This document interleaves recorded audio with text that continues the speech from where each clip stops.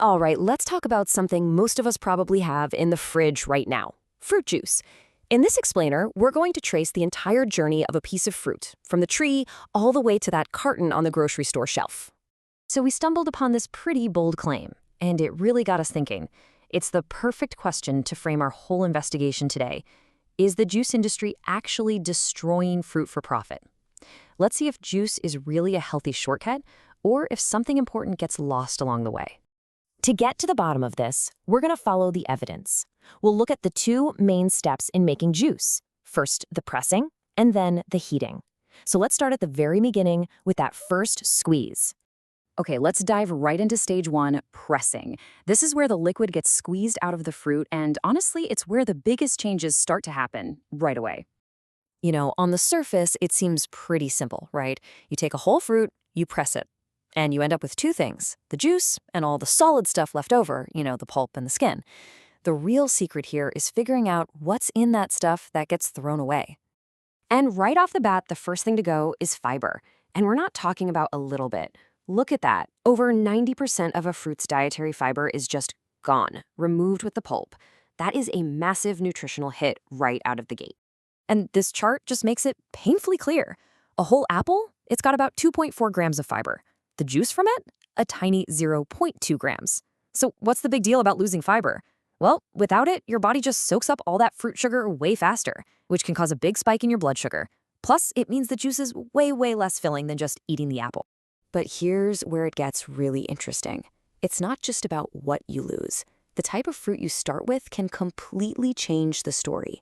I mean, the difference between making orange juice and apple juice, it's like night and day.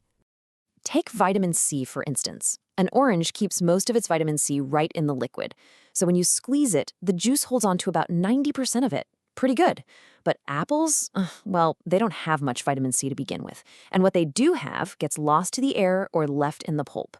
You're lucky if the juice has even 20% of what you started with. And it's the same deal with polyphenols, those really good-for-you plant compounds. As you can see, orange juice does a great job of keeping most of them. But with apples, a lot of that good stuff is in the skin and pulp. So if you filter the juice to make it crystal clear, you can lose up to 90% of them. Cloudy juice is a little better, but it's still a huge loss. Okay, so we've already seen how just squeezing the fruit changes things big time. But the journey's not over. Most juice you buy in a carton goes through another step, pasteurization. So let's look at what this heat treatment does, because it comes with its own nutritional cost. So why do they do this? Simple. Safety. Pasteurization kills off any bad germs and helps the juice last a lot longer on the shelf. But that heat can also break down some of the fragile vitamins that actually made it through the pressing stage. Now, the good news, for orange juice fans at least, is that modern pasteurization methods are pretty gentle with vitamin C. As you can see here, about 85% of the vitamin that was in the fresh pressed juice survives the heat. So yeah, there's a loss, but it's not a total wipeout. But for apple juice, oh boy, it's a completely different story. Remember how it already lost most of its vitamin C during pressing? Well, the heat from pasteurization usually takes care of the rest, leaving less than a single milligram. I mean, for all intents and purposes, it's gone. And it's not just vitamin C either. Other important vitamins are sensitive to heat too. For example, orange juice is a pretty good source of folate, but during pasteurization, you lose about a quarter, maybe even a third of it. It all adds up. All right, we've followed the journey from the orchard to the carton. Now it's time to put it all together and do a direct head-to-head comparison. Where did we start, and where did we end up? And when you lay it all out like this, the trade-offs become incredibly clear.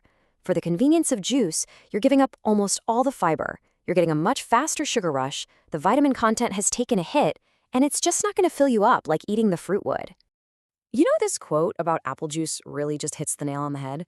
This process called clarification, making the juice look perfectly clear, is done for appearance and shelf life, but it comes at the direct expense of its nutritional value. It literally strips out the good stuff.